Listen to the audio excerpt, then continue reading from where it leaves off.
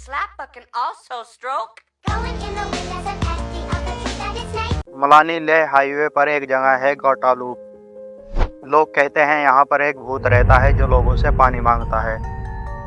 इसके अकॉर्डिंग बहुत सारी वीडियोस बनी है जो इंटरनेट पर आपको मिल जाएंगी, खास तौर पर इंस्टाग्राम पर बहुत सारी वीडियो है जो इस पर बनी हुई है।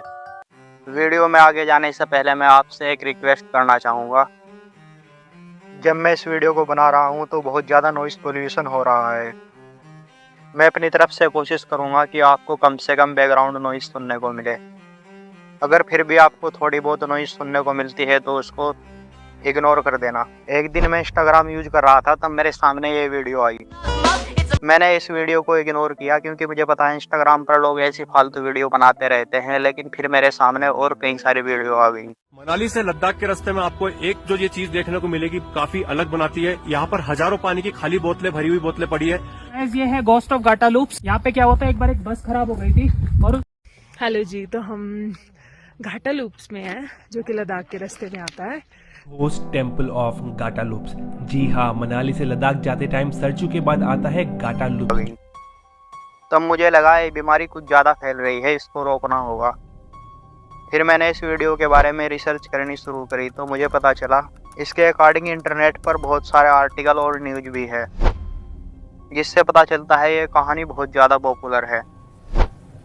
ये कहानी एक ट्रक ड्राइवर की है जो गाटा लूप में फंस गया था। गाटा लूप में जो रास्ते हैं वो पहाड़ियों में है, वो ऊंचे और नीचे हैं, जैसे आपने पहाड़ियों में देखे ही होंगे। ट्रक ड्राइवर अपना ट्रक लेकर जा रहा था।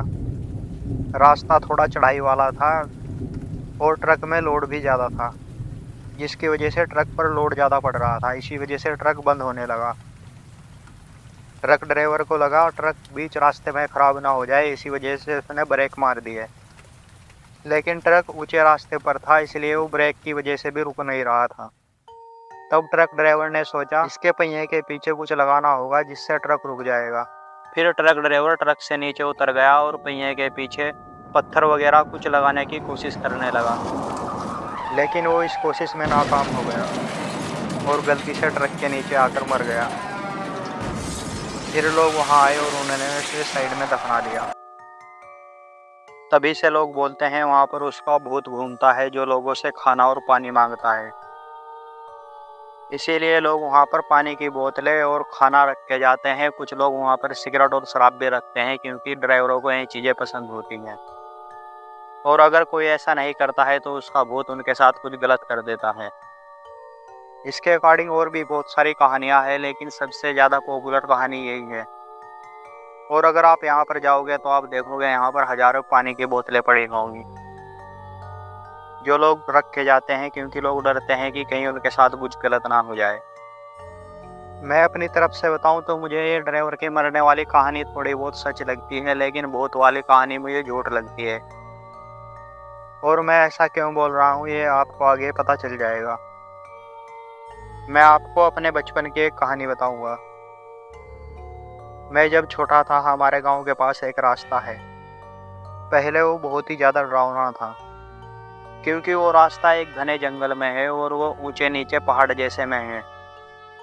वहाँ पर जाने में सभी को डर लगता था। पहले के टाइम पे सड़कें नहीं बनी थी और बाइक और कार वगैरह भी नहीं थी। हमारी साइड तो नहीं थी, शहरों में थी, तो सभी को वहाँ से पैदल या साइकिल से ही जाना पड़ता था। और वहाँ पर चोर भी रहा करते थे जो लोगों से पैसे लूट लेते थे।